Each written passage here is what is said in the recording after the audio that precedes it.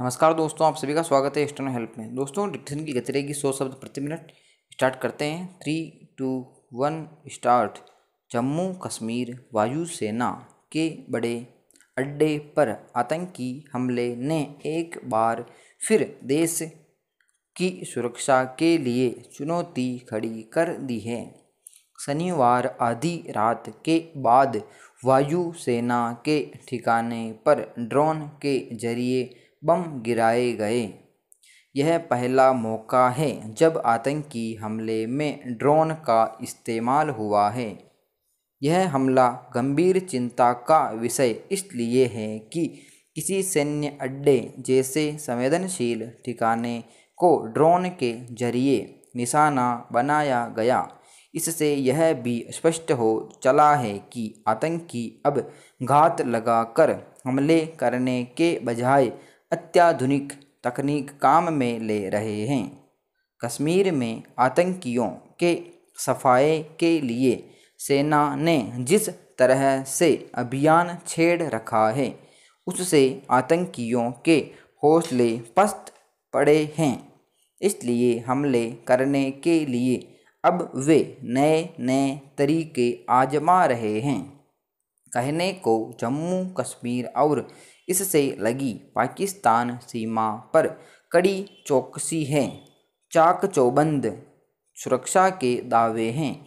सेना, अर्धसैनिक बल, स्थानीय पुलिस सहित सारे बल दिन रात कड़ी सुरक्षा में लगे हैं। इतना सब कुछ होते हुए भी अगर ऐसे हमले हो जाएं तो सुरक्षा के मसले पर सवाल तो खड़े होंगे ही। विराम पैरा। जो भी हो, ड्रोन हमले से यह आशंका गहराने लगी है कि ऐसे हमले कहीं आए दिन की घटना न बनने लगें। सैन्य ठिकानों की सुरक्षा व्यवस्था कोई मामूली नहीं होती। ऐसे में कहीं से ड्रोन आने की भनक भी न लग पाना हैरान करने वाली बात है। अभी तो यही पता नहीं चल सका है कि ड्रोन आए कहाँ से और हमला करके कहाँ लौट गए। हालांकि वायुसेना ने अभी तक इसे आतंकी हमला नहीं कहा है, जबकि जम्मू कश्मीर के पुलिस महानिदेशक ने इसे आतंकी हमला बताया है। फिलहाल मुद्दा आतंकी हमला होने या नहीं होने का नहीं है, बल्कि गंभीर सवाल यह है कि ड्रोन वायु सेना अड्डे पर हमला कैसे कर गए।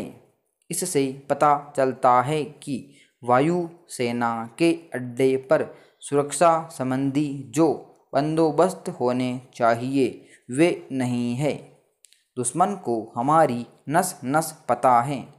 बताया जा रहा है कि सीमा पर लगे रडार ड्रोन का पता नहीं लगा पाते। इसलिए ऐसी रडार प्रणाली लगानी होगी जो चिड़िया के आकार वाले ड्रोन का भी पता लगा लें। देश के कई वायु सेना अड्डों पर एंटी ड्रोन प्रणाली लगी हैं, लेकिन जम्मू के इस वायु सेना अड्डे पर यह नहीं है। होती तो शायद यह हमला न हो पाता। विराम पैरा। यह हमला ऐसे वक्त में हुआ है जब हाल में कश्मीर के मुद्दे पर दिल्ली में प्रधानमंत्री ने सर्वदलीय बैठक की है।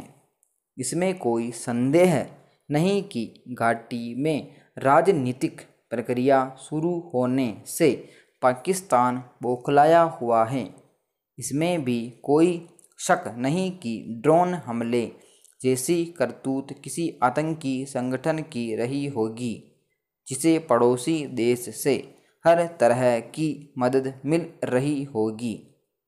हालांकि अभी यह जांच का विषय है कि ड्रोन पाकिस्तान की तरफ से आया या फिर कश्मीर में से ही किसी सक्रिय आतंकी संगठन ने इसे हमले को अंजाम दिया। गौरतलब है कि भारत उर्री, पठानकोट जैसे वायुसेना के अड्डों पर हमलों से लेकर पुलवामा जैसे आतंकी हमले झेल चुका है, लेकिन जिसने भी और जैसे भी यह हमला किया या करवाया, उसने देश की सुरक्षा को आईना दिखाने की कोशिश की है। साथ ही यह चुनौती पेश की है कि भारत चाहे कितनी कड़ी सुरक्षा कर ले, लेकिन आतंकी हमले जारी रहेंगे। इसलिए भारत को अब नए सिरे से जवाबी रणनीति बनाने और सैन्य ठिकानों की सुरक्षा पर नए सिरे से सोचने की ज़रूरत है। विराम पैरा। कोरोना की दूसरी लहर ने जिस तरह कहर बरपाया, उससे स्वाभाविक ही चिकित्सा विशेषज्ञों और चिकित्सा कर्मियों की चिंता बढ़ी है। पहली लहर में 18 साल से कम उम्र के बच्चों पर संक्रमण का खतरनाक असर नहीं देखा गया था, मगर दूसरी लहर में नवजात बच्चों तक पर इसका प्रभाव पड़ा। इसकी बड़ी वजह है कोरोना विषाणु का तेजी से अपना स्वरूप बदलना। दूसरी लहर में इसका डेल्टा स्वरूप उभरा, तो अब उसने बदलकर उससे भी खतरनाक स्वरूप ग्रहण कर लिया है। फिलहाल उससे संक्रमित मरीजों की संख्या कम है, पर उसका खतरा लगातार बढ़ रहा है। ऐसे में बच्चों की सेहत को लेकर चिंता गहरी हुई है। कोरोना से पार पाने का मुख्य हथियार फिलहाल टीकाकरण माना जा रहा है, मगर भारत में 18 साल से कम उम्र के बच्चों के लिए अभी तक टीका उपलब्ध नहीं था। अच्छी बात है कि अब बच्चों के लिए टीके का परीक्षण भी अपने अंतिम चरण में है और यह जुलाई के अंत या फिर अगस्त के पहले सप्ताह तक यह टीकाकरण केंद्रों पर उपलब्ध हो सकेगा। कोविड-19 कार्य समूह के प्रमुख ने आश्वस्त किया है कि जाइडस कैडिला का जाइकोव-डी नामक यह टीका जुलाई के बाद अगले 1-2 महीने के भीतर 12 से 18 वर्ष आयु वर्ग के कम से कम 1 करोड़ बच्चों को लगाया जा सकेगा। विराम पैरा। अभी तक 18 साल से कम उम्र के बच्चों का टीकाकरण न होने की वजह से पढ़ाई लिखाई संबंधी तमाम गतिविधियां रोकनी पड़ी हैं। 10वीं 12वीं की बोर्ड परीक्षाएं रद्द करनी पड़ी। ऊपर की दूसरी कक्षाओं के विद्यार्थियों को भी 2 सत्रों में परेशानियां झेलनी पड़ी हैं। इसके चलते प्रतियोगी परीक्षाएं भी टाली गई हैं। इस तरह विद्यार्थियों की पढ़ाई लिखाई का काफ़ी नुकसान हो रहा है।